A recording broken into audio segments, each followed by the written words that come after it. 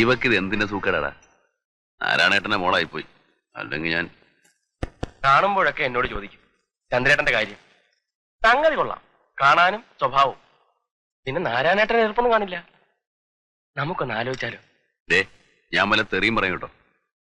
പിന്നെ എന്നും ഇങ്ങനെ അമ്പലക്കാളെ പോലെ നടന്നാ മതിയോ? പണിയെടുക്കുന്ന കാശ് മുഴുവൻ പല ചാരായക്കടയിലും ഉച്ചീട്ട് കളിക്കാരനും കണ്ട വെടിയോർക്കും.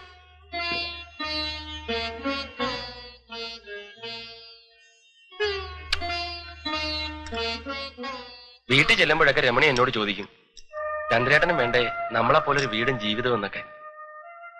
ഇനി ചന്ദ്രേട്ടൻ വീട്ടിൽ വരുമ്പോ പറഞ്ഞ് സമ്മതിപ്പിക്കുമെന്ന് പറഞ്ഞിരിക്കുക അവള്. തുടങ്ങി രമണിയും വീടും കൂടും. നിനക്കൊന്നും മിണ്ടായിരിക്കണം. ഇനിയിപ്പോ എന്താ വേണ്ടേ?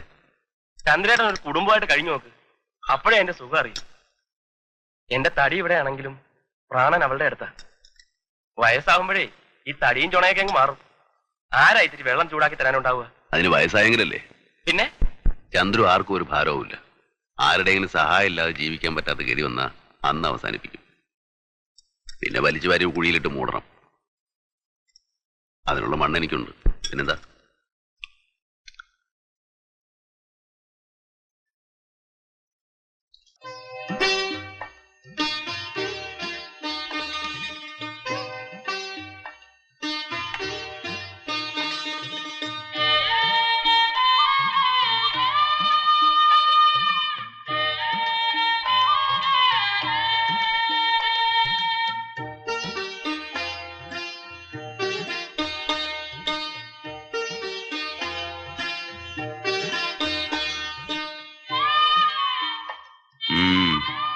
തിരുമ്മയാ ഇരട്ടിക്കൊന്നുമില്ല.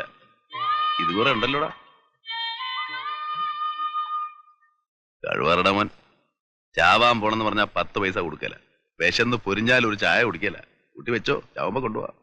ഞാൻ പറഞ്ഞില്ലേ ചന്ദ്രേട്ടനോട്, ഒരു വീട് വെക്കണം, അടച്ചുറപ്പുള്ള ഒരു മുറി, ഒരടുക്കള, അത്രയും മതി. വീടൊക്കെ നമുക്ക് പണിയാടാ, സമയാവട്ടെ. സമയം എന്ന് പറഞ്ഞാ രമണിക്ക് 5-ാം മാസമാ. അവൾ ആരാ മോളെന്നറിയോ ചന്ദ്രേട്ടന്? തറ കെട്ടിയ പിന്നെ അവള് ഇനിയിപ്പോ പെരപണില്ലെങ്കിൽ അവള് പണി മുടക്കി കളയോ?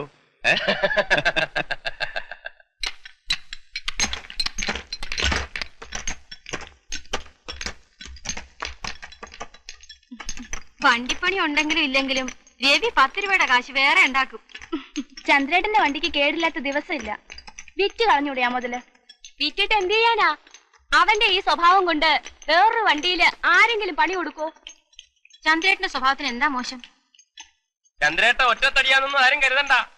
ചോദിക്കാനും പറയാനും ഒക്കെ ഞങ്ങൾ ചിലരൊക്കെ ഇവിടെ ഉണ്ടേ. ഓ, പെണ്ണിന്റെ ഒരു നാണം കണ്ടില്ലേ?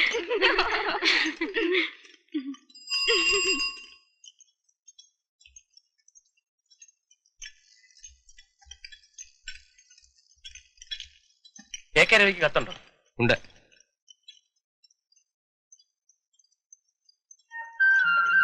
ആരുടെയാടാ? എന്റെ കെട്ടിയാളുടെ?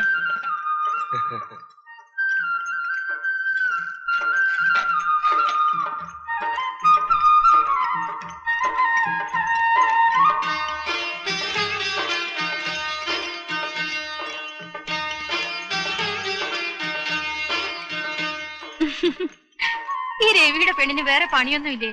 ആഴ്ചയില് 2 കത്താ. ചെക്കന്റെ മോന്ത കണ്ടില്ലേ? വെളുത്തമാ പോലെയാ. അവക്ക് എത്ര മാസമായി? 5. കല്യാണം കഴിഞ്ഞ് കൊല്ലമൊന്നായില്ല, അതിനുമ്പ് കൊച്ചായി. അങ്ങനെ ആമ്പിള്ളാര് ചെലവ് ചെയ്യണോട്ടോ. പിന്നെന്താ, സരള ചേച്ചിക്കും കാത്തൂനും മറിയാമ്മ ചേട്ടത്തിക്കും എല്ലാവർക്കും വയറ് നിറച്ച് പായസം. എന്റെ മോളുടെ 28-ന് സദ്യയും. മോളോ? അപ്പൊ പിറണേന് മുമ്പ് നീ അങ്ങ് തീരുമാനിച്ചോ മോളാണെന്ന്? ആദ്യത്തെ മോളാ, എനിക്ക് ഉറപ്പാ. ഞാൻ തുളസിയിലേക്ക് നോക്കി, 3 പ്രാവശ്യം മലർന്നു തന്നെയാ വീണത്. തുളസിയിലെ നുണ പറയില്ല.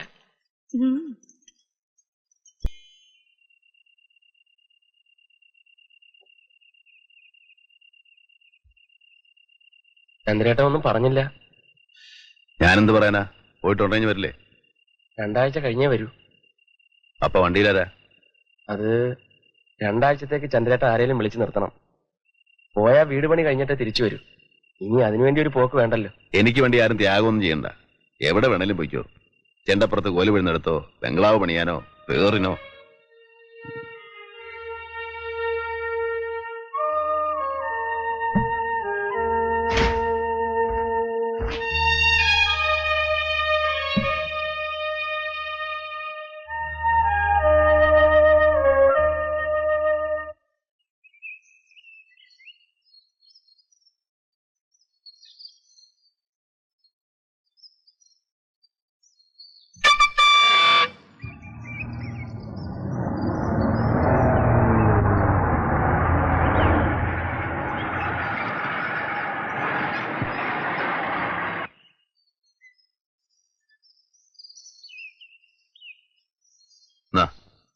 എന്താ ഇത്?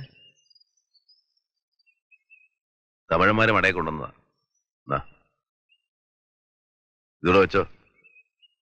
ഇത് ശമ്പളം മുഴുവൻ ഞാൻ പറ്റിയതല്ലേ? നമ്മൾ തമ്മിലുണ്ട് കണക്ക് ഇല്ലടാ. ചന്ദ്രേട്ടാ, ബംഗ്ലാവ് പണിയാൻ പോവില്ലേ? ഇരിക്കട്ടെ. തികയാതെ വന്ന ആരെങ്കിലും പറഞ്ഞു വിട്ടാ മതി. ചന്ദ്രേട്ടാ, ചന്ദ്രേട്ടന് ബുദ്ധിമുട്ടുള്ള സമയല്ലേ? അത്യാവശ്യം കാശൊക്കെ കയ്യിലുണ്ട്. അപ്പൊ ഇത് വെറുതെ എന്തിനാ ചന്ദ്രേട്ട ഇനിയും കടം മേടിച്ച് കൂട്ടണേ? വേണ്ടാത്ത വർത്തമാനം പറഞ്ഞാലുണ്ടല്ലോ, തൊള്ള നിറച്ച് ഞാൻ പറഞ്ഞുതരും.